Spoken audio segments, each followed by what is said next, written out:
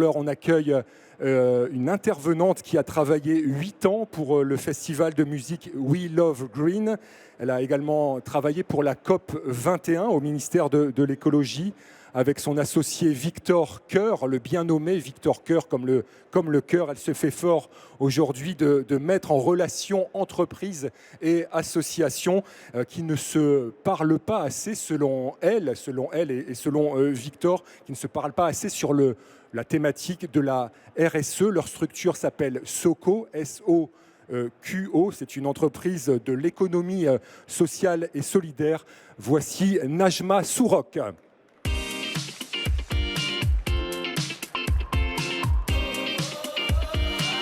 Salut Najma, voici le micro. Alors voilà, le parti pris cet après-midi, 2 exemples de rapprochement association-entreprise en 2 fois 10 minutes top chrono. Les chronos sont à gauche et à droite. Dans quelques instants, nous partirons en Égypte avec Dior pour un 2e exemple concret, mais le premier exemple, illustration concrète entre Reebok et Safe Place. Une entreprise et une association. On fait les présentations et puis on rentre tout de suite dans cet exemple concret de rapprochement. La scène est à vous. Merci Yann. Bonjour à toutes et à tous.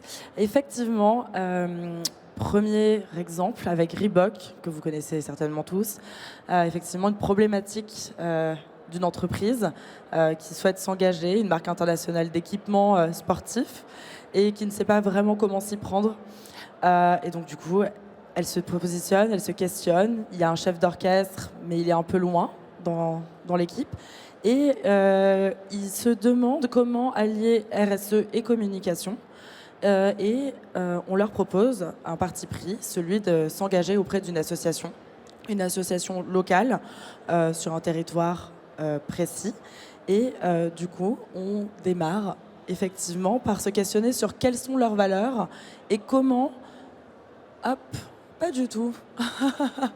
Excusez-nous, il y a eu un petit bug. Voilà, je reviens. Je vais y arriver. Hop. Pardon. Ah oui, pardon, excuse-moi, je ne l'avais pas vu.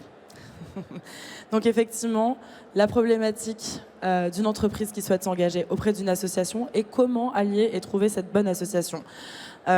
L'association qu'on leur a proposé de soutenir, c'est une association qui s'appelle Safe Place.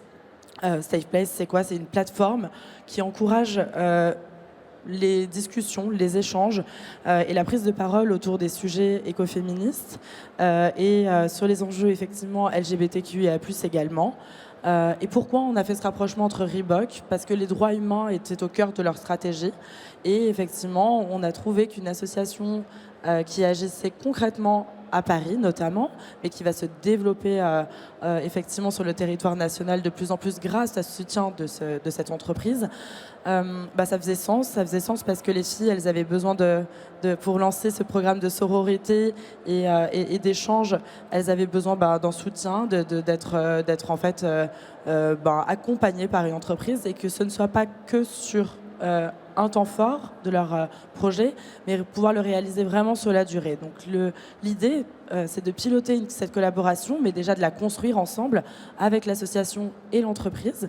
Et puis, petit à petit, d'arriver à créer un contenu, créer un vrai rapprochement d'identité, puisqu'effectivement, une association et une entreprise, on connaît les problématiques, on sait qu'il y a un manque de clés de coopération, on sait qu'il y a 1 500 000 associations et qu'elles ne parlent pas assez aux entreprises aujourd'hui, qu'en plus il y a un manque cruel de financement et un désengagement continu des pouvoirs publics auprès de celles-ci. Et pourtant les associations, elles sont centrales à la fois, on le sait, dans notre vie, c'est notre société, ça fait société. Et donc du coup, en fait, notre rôle, concrètement, SOQO, c'est effectivement d'analyser le besoin de cette entreprise et d'affirmer les engagements à travers ce partenariat. Et donc, on a identifié cette association il y a environ 1 an et demi. Et ça fait maintenant 2 ans que ce partenariat et cette collaboration perdurent. Vous le voyez ici, on va aligner des objectifs, les points de visibilité, on va travailler sur un vrai partenariat, une vraie convention qui permet derrière d'avoir une fluidité dans les rapports, dans les échanges, un vrai suivi. Et effectivement, ensuite, une gestion budgétaire, identifier des synergies et des synergies concrètes de comment, en fait, ce partenariat va évoluer, va changer. Il y a parfois des améliorations à apporter. Et puis ensuite, il y a effectivement aussi comment l'entreprise et l'association se mettent d'accord pour communiquer sur leur collaboration. On le voit, on essaie de faire des choses en cohérence avec les valeurs communes et jamais de s'immiscer dans les, dans les stratégies de communication poussives. Donc on essaie effectivement, nous, notre rôle aussi, c'est de faire en sorte que ce soit aligné et que l'association soit à l'aise sur effectivement la collaboration qu'on la propose. À la fin, effectivement, donc là, ça fait 1 an qu'on a mis en place ce partenariat, un peu plus d'1 an. Il se renouvelle. On va évidemment mesurer l'impact. Alors là, vous avez quelques chiffres clés. C'est important parce qu'effectivement, on parle souvent de KPI, de ROI. Et concrètement, en fait, ce partenariat, il nous a amené à faire 10 événements. Donc, a permis aux filles d'organiser 10 événements autour de ces sujets et de ces enjeux féministes, de réaliser 3 documentaires, d'avoir effectivement des retombées presse, donc de la visibilité sur les actions que cette association mène et les projets qu'elle porte, et également des talks, des workshops, et effectivement aussi toucher du public de façon digitale. On a une petite vidéo qui, elle, va vous donner une idée de comment on a pu événementialiser cette collaboration. Et concrètement, les filles ont décidé de faire un week-end, donc de dédier un week-end à ces enjeux. Et grâce effectivement au soutien de l'entreprise, on le voit ici, on a pu réaliser un Safe Place Weekend qui est produit par l'association elle-même, que nous on accompagne. Mais c'est pour vous donner un vrai exemple de comment en fait on peut réussir à allier entreprise, association, à l'événementialiser et à communiquer dessus. On peut lancer la vidéo si vous voulez. Je voulais déjà vous remercier tous et toutes d'être là aujourd'hui, parce que c'est la première fois qu'on fait ça au Garage Amelot. La raison pour laquelle on a monté Safe Place il y a quelques années, s'est rendu compte qu'il y avait très peu d'endroits d'échange et qu'il y avait beaucoup de sujets qui restaient tabous, qu'on a le droit d'évoluer dans notre manière de penser et c'est pour ça qu'on crée ces événements. Je n'ai fait que transvaser et retranscrire ma vie perso au public. Et ça a fait du bien et ça a répondu à un besoin. Derrière une femme, il y a toujours des femmes. Aujourd'hui, il y a un féminisme massif. Il y a souvent ce discours où on entend « oui mais là c'est pas le bon moment » parce que sinon on va alimenter le racisme. Martin Luther King dit « mais en fait c'est jamais le bon moment ».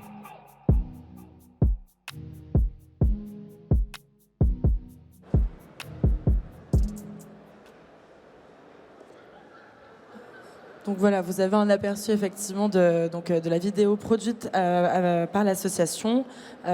Et cette collaboration, c'est un budget important pour une jeune association parce qu'effectivement, il permet de solidifier, de consolider cette association qui était une jeune association et qui avait besoin de financement. Aujourd'hui, l'idée, c'est évidemment pas d'avoir une unique entreprise, mais d'aller chercher aussi des subventions, d'accompagner le projet associatif et d'aller l'élargir à d'autres partenaires potentiels. Et en fait, on se rend bien compte que pour l'entreprise, l'enjeu de communication n'est pas le central ici, mais c'est plutôt de pouvoir impliquer en interne ses collaborateurs, pouvoir parler en fait en interne des actions qu'ils mettent en place. Et aujourd'hui, on a le sentiment, quand on regarde chez Soko un petit peu comment les entreprises souhaitent communiquer sur les engagements concrets auprès d'associations qu'elles mènent, qu'elles sont de plus en plus frileuses parce qu'elles veulent du concret, elles veulent effectivement avoir de la mesure d'impact et réellement pouvoir communiquer sur des actions. Et on voit aussi que les consommateurs et les acteurs du changement sont de plus en plus regardants sur les sujets effectivement soutenus, sur les thématiques, sur les projets, pourquoi ça fait sens, collaboration. Et effectivement, voilà, donc vous avez un aperçu de comment, avec Reebok et Safe Place, on a réussi à monter cette collaboration.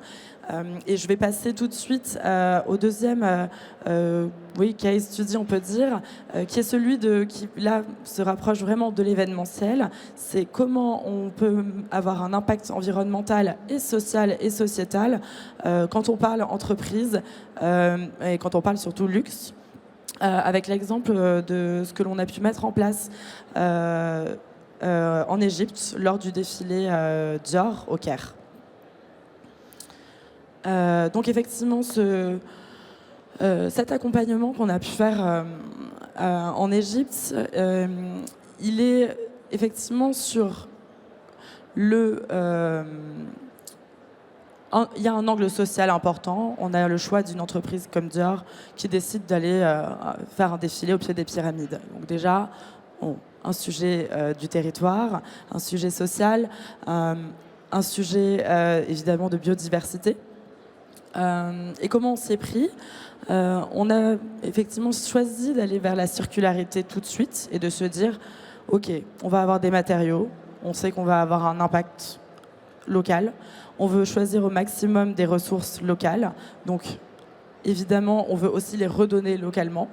Et donc là, c'est comme ça on a choisi et sélectionné des associations qui vont pouvoir agir localement et récupérer l'intégralité en fait des matières qui auront été utilisées pour ce défilé. Donc on a sélectionné 2 associations avec lesquelles on a des associations égyptiennes qu'on a pu rencontrer. On est allé sur le terrain, dans leurs ateliers, comprendre ce qu'ils faisaient et de quoi ils avaient besoin. Nous, on s'est aussi questionné en interne en disant, OK, on a beaucoup de matières, on en a beaucoup qu'on ne loue pas pour diverses raisons, donc c'est celle-ci qu'on va donner effectivement aux associations. Et donc on est rentré dans cette logique d'économie circulaire et de se dire, OK, le bois égyptien en pin jaune que nous avons choisi effectivement pour la structure, qu'est-ce qu'on peut en faire demain? Est-ce que l'association, elle peut le réutiliser? Et comment elle va le réutiliser en amont? Donc ça, c'était la première branche, c'est-à-dire la circularité vraiment au niveau des matières du défilé. Ensuite, on a travaillé sur la partie sociale et notre partie sociale, elle était gigantesque parce qu'on arrive dans un pays effectivement avec une culture différente, des workers tous hommes, et aussi un problème de langue, donc des diversités de langage. Donc ce qu'on a mis en place, c'est qu'on s'est dit, OK, il y a 550 workers égyptiens. Comment on va faire respecter un code de conduite, comment on va leur expliquer comment on travaille, comment on va leur permettre de comprendre et donc de traduire, donc mettre en place des traductions des documents, des traducteurs également sur place et sur site pour la compréhension de comment un défilé allait se mettre en place et comment surtout on allait les obliger à trier des déchets, respecter un plan de prévention, des choses très concrètes. Comment on allait optimiser l'énergie, comment on allait travailler sur des fontaines à eau et pas sur des bouteilles d'eau en plastique. Donc voilà, il y avait ce travail de traduction et donc ce rôle de traducteur également pour intégrer 550 personnes à un chantier quand même phénoménal. Et en fait, on a aussi mis en place, alors c'est des exemples très concrets que je vous donne, une salle de prière, parce qu'en fait, on s'est rendu compte que c'était un territoire sur lequel il fallait s'adapter. Et en fait, on s'est aussi rendu compte que ça n'avait jamais été fait par des entreprises extérieures. Nous n'avions jamais pensé, même les entreprises égyptiennes, à mettre en place des salles de prière très concrètes sur le site d'un chantier. Et en fait, on s'est dit, d'accord, donc en fait, il faut que ce soit des case studies qu'on utilise et qu'on va reproduire. Et qu'en fait, OK, on sait qu'on est on crée un événement à fort impact environnemental, on a un bilan carbone important, donc on choisit aussi également de faire venir des locaux, de ne pas faire voyager l'intégralité du monde entier à ces événements, mais on sait très bien que c'est difficile. que l'étape d'après, ça va être effectivement le sujet du local et de revenir effectivement à créer des événements plus digitaux et plus locaux. Mais là, on s'est dit, ok, donc si on arrive socialement à s'engager sur place, à les faire monter, à monter en compétences et nous aussi à revenir avec des nouvelles expertises qu'on n'avait pas, parce qu'on a un partage de culture et de richesse hyper fort quand on travaille notamment au Caire. Et donc voilà, cet aspect social, il a été vraiment pris comme un des enjeux majeurs, en plus de la circularité effectivement, et sur la partie environnementale, ce qu'on a pu mettre en place, notamment au niveau du tri des déchets. Pour eux, c'était une innovation. Il y avait des filières qu'ils ne connaissaient même pas, alors qu'il y avait des usines de recyclage à proximité qui ont pu récupérer une partie du PET, une partie du plastique. Et donc, du coup, voilà, on a eu une réelle interaction avec l'intégralité des parties prenantes du projet. Et pour finir, effectivement, au niveau des organisations et au niveau des associations, on a eu un retour, un bon résultat en fait en termes de matière et de seconde vie de ces matériaux. Et on s'est aussi interrogé en se disant mais qu'est-ce que l'association en tire réellement, combien de bénéficiaires vont-elles toucher. Et donc là, on est en train de travailler sur cette mesure d'impact et de comment en fait on peut continuer la collaboration, pourquoi pas avec les associations du Caire à l'année, et ne pas juste venir et créer ce partenariat one shot sur des matières. Donc voilà notre réflexion. Je voulais vous donner très concrètement des exemples de ce qu'on peut mettre en place entre des entreprises, des associations. Si vous avez des questions, je suis à votre disposition. Il me reste encore un petit peu de temps au chrono. Donc voilà, je serais ravie d'échanger avec vous. Merci beaucoup Najma Sourok. Effectivement, si vous voulez en savoir un peu plus sur les deux exemples présentés, Najma est à votre disposition. N'hésitez pas à lever la main. Des remarques, des questions? On aurait pu. Alors, vous avez choisi deux exemples. Najma, qu'est-ce qu'on aurait pu prendre aussi? Donnez-nous 2-3 exemples de dossiers actuels de partenariats, associations, entreprises. Un partenariat qui nous tient énormément à cœur, c'est celui entre la compagnie, l'entreprise Lavazza, les cafés, et Des Étoiles et des Femmes, un projet porté par Weavers, une association à Villeurbanne. C'est un projet qui intègre 12 femmes éloignées de l'emploi dans les cuisines de chefs étoilés. Et donc grâce à ce mécénat et à ce soutien, Des Étoiles et des Femmes a pu effectivement organiser une visite à Paris de 2 jours, avoir une introduction au café, a pu effectivement aussi intégrer les cuisines du chef Vivian Durand lors du CIRA. Donc voilà, c'est une collaboration au long cours et on en est très content. Voilà pour ce 3e exemple tout juste effleuré. La structure s'appelle Soko, mesdames et messieurs. Notre invité cet après-midi, Najma Sourok. Merci beaucoup, Najma. Merci beaucoup, Yann. Merci.